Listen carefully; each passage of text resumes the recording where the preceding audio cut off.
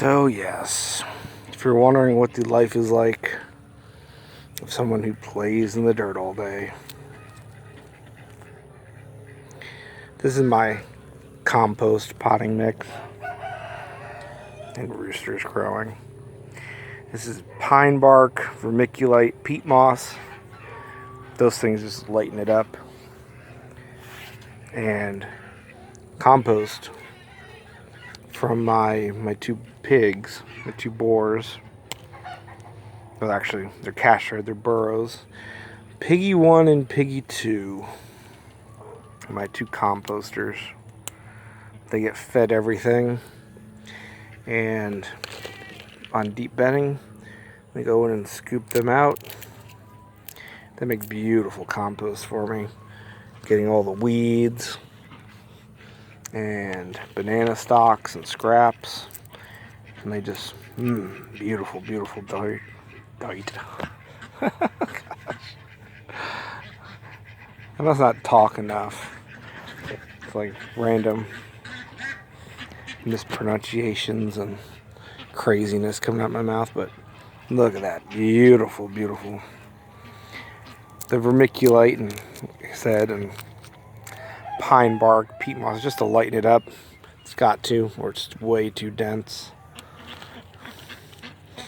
But anyway, yeah, just things have been so crazy lately, you know. And no taking or belittling what you guys have been through, but try being a small business owner during all this, and it is, woo, something. I'll tell you that much. But yep, I'm actually potting up jackfruit seeds. It's my garbage bowl. You should always have one of those in the kitchen, and when you're potting stuff, go by like, yep, that plant died, that didn't make it. But here we are. These are beautiful little jackfruit seeds. And these are just getting potted up here. Just stick them right in, a couple inches. And these will be grafted in probably about 6 months. Let them grow up a little bit. And then one of my two varieties will be grafted onto there. I have Black Gold and a Fairchild selection. The only two that I really like, I've tried dozens of varieties, but I like the Black Gold because it's nice and clean, crispy, no funkiness, you know. And the Fairchild's a little soft, more soft, much sweeter, and a little bit of funk, but not bad. I can handle it, and I really like that. So, two nice varieties I grow. The Fairchild gets huge fruits. Or the Black Gold, I can stay on the smaller side. Max size is maybe a basketball, and they are more round. But two good varieties I like. And well, you can air layer them. I prefer grafting. If you've ever grown air layered or cuttings of certain trees next to grafted varieties, sometimes they don't do as well. And jackfruit's one of those. You can air layer them or get cuttings to root if you're lucky.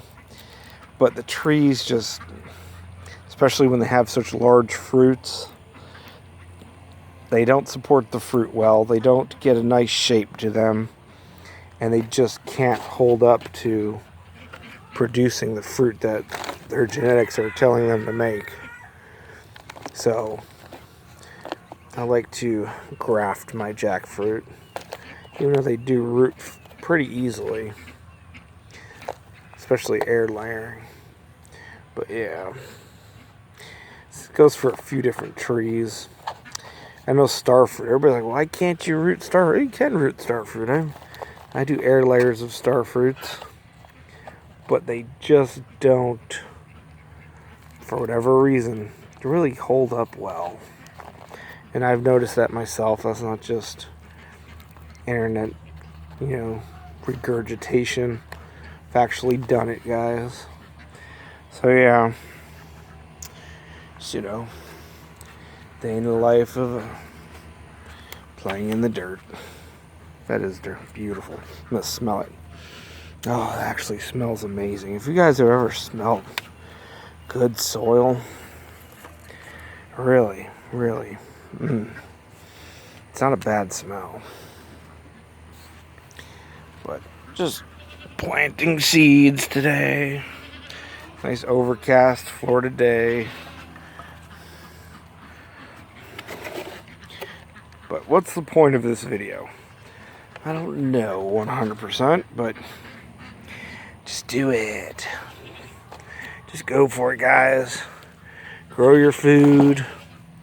You know, I'm a big advocate of name varieties. I just am. I know people grow from seed and just blah, blah. Nah, I like to know. I like named varieties. Just helps when you're growing it to know even a little bit about the variety that you have. And then if you want to propagate that variety, go ahead.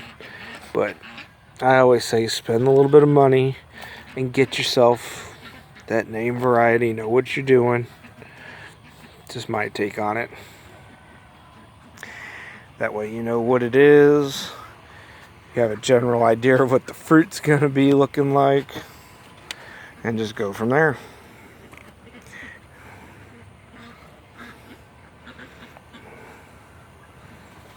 But yes, get your fruit trees going. I was recently, just rambling on this video, very lucky to have tried the blackberry jam fruit. If you guys have never had that, that was very interesting. It does have that kind of pasty fruit paste taste to it. Fruit paste taste? Yeah, I said that right. And kind of like raisins and plums and I think cherries. I think it's got like a cherry kind of like dried cherry paste kind of. Really good, interesting fruit. And I don't know, that just popped in my head. I was thinking about seeds because I planted all the seeds for those. And they took a little bit to sprout. But those guys are just getting massive. I think they're a month old, and they're huge on me. But I think that's one that could easily fruit within a year, year and a half. Interesting little fruits. Yes, this is probably what I'm going to put in the heading for this video. Playing in the dirt and rambling about fruit trees. Bananas everywhere. I actually got to try a new variety of banana just yesterday.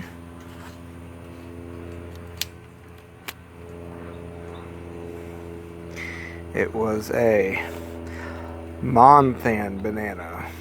Monthan. Very interesting banana. Always, flavors are subjective, you know. Everybody always asks, what's your favorite and how great does it taste? It's good banana. Very nice bunches. Really interesting. Firm flesh.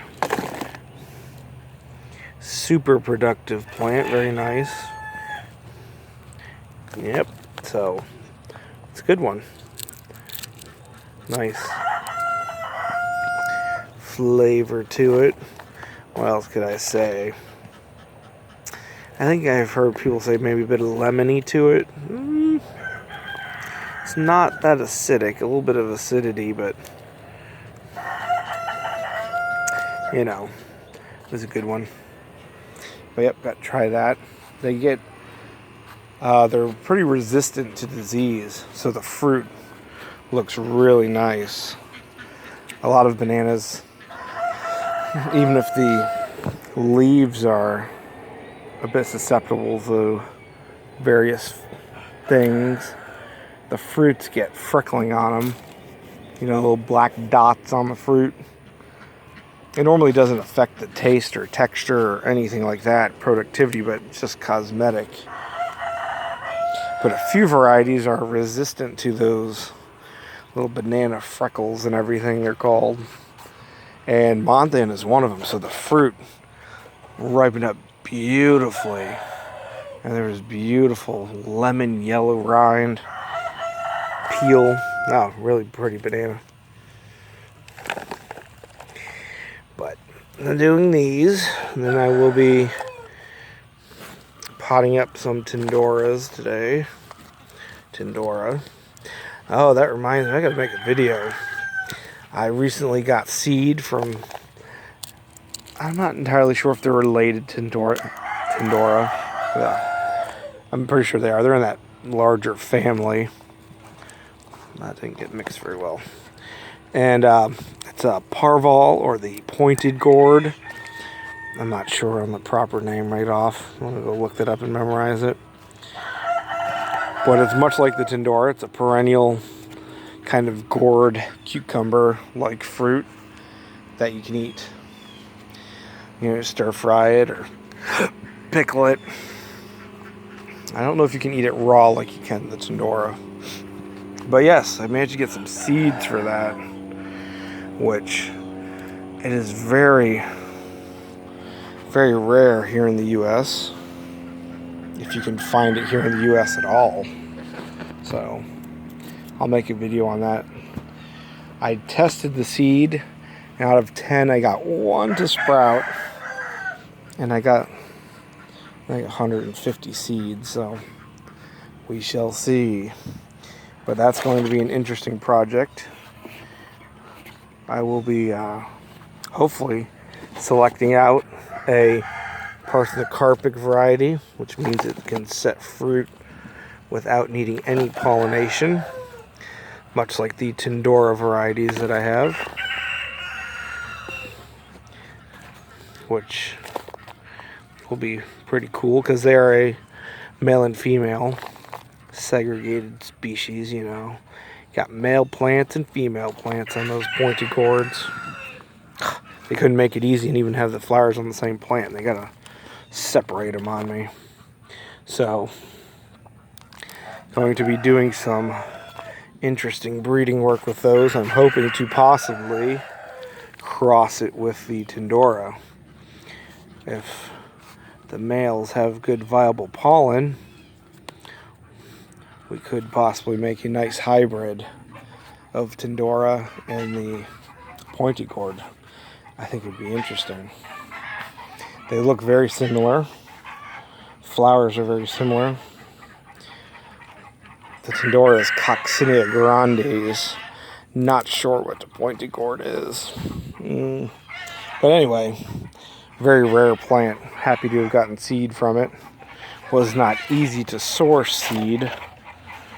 And actually, I'm surprised I haven't got 1 to sprout, but you know how lucky us gardeners are, right? It'll be a male plant. But yeah, enough of that. I'll make a separate video for that guy, because that is a high interest plant. A lot of people, you know, ethnic Indians and everything are interested in those. Really good for curry. The Indian markets here in my area go crazy over the Tindora. They just can't get enough of it. And you know, I don't really grow to sell fruits and vegetables. I mean, I do plants, so they get like a bag full. Like, yes, they're so tasty. They are. I like Tindora. Very versatile, tasty plant. Yeah, I got to make a pineapple video too. I did that video a few months ago with the calcium carbonate or whatever it is. Calcium,